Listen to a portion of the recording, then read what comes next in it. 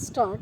अध्यक्ष महोदय, जब कोई देश पराधीन होता है तो किसी भी स्थिति में औद्योगिक विकास संभव नहीं होता। शासन करने वाला देश यह कभी नहीं चाहता कि पराधीन देश का औद्योगिक विकास हो और वह आर्थिक रूप से समृद्धिशाली बन सके। ऐसा होने से उसे अपनी प्रभुसत्ता बनाए रखने में कठिनाई पैदा हो जाती है और इसलिए वह चाहता है कि राजनीतिक रूप से पराधीन देश आर्थिक रूप में भी पराधीन बना रहे। अपने देश भारत का उदाहरण हमारे सामने है।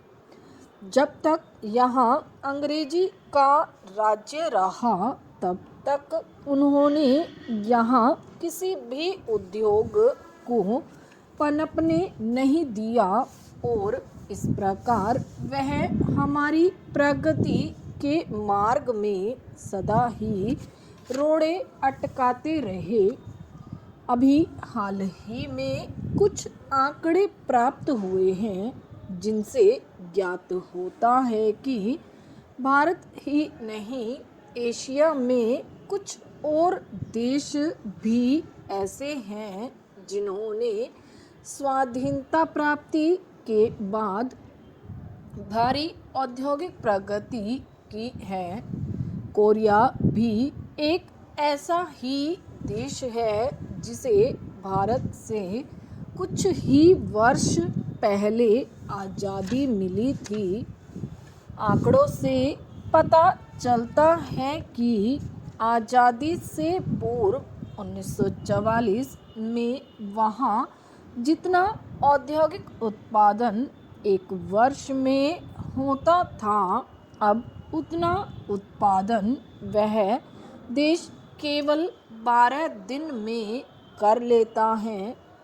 भारत की तरह ही यहाँ पर सामाजिक औद्योगिकरण की राह पर चलते हुए बड़े उद्योगों को केंद्र के नियंत्रण में रखा गया और मध्यम श्रेणी तथा छोटे उद्योगों को स्थानीय उद्योग बना दिया गया।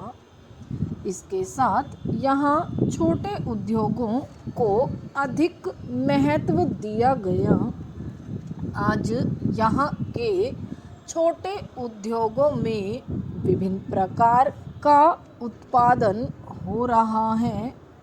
इन उद्योगों में हर वर्ष 40 करोड़ मीटर कपड़ा तो बनता ही है, साथ ही दैनिक ज़रूरत की प्रत्येक वस्तु इन उद्योगों में बनाई जाती है। यह सामान यहाँ इतनी मात्रा में बनता है कि इससे यहाँ के लोगों की ज़रूरतें पूरी हो जाती हैं। इस सब का श्रेय एक स्वाधीन देश के आधुनिक उद्योग को ही माना जाता है, जिसके पास कच्चा माल है और तकनीकी विकास करने के लिए उत्तम कारीगर हैं। उत्तरी कोरिया की सबसे बड़ी सफलता रेलवे का विद्युतीकरण है। रेलवे विद्युतीकरण का सबसे बड़ा लाभ यह होता है कि उस देश की यातायात में शीघ्रता आती है, जिसके फलस्वरूप देश के उत्पादन को एक स्थान से दूसरे स्थान पर शीघ्रता से पहुंचाया जा सकता है और कच्चे माल की कमी नहीं रहती। इसके साथ साथ लोगों को यात्रा करने में भी सुविधा होती है तथा वे एक स्थान से दूसरे स्थान पर जल्दी पहुंच जाते हैं।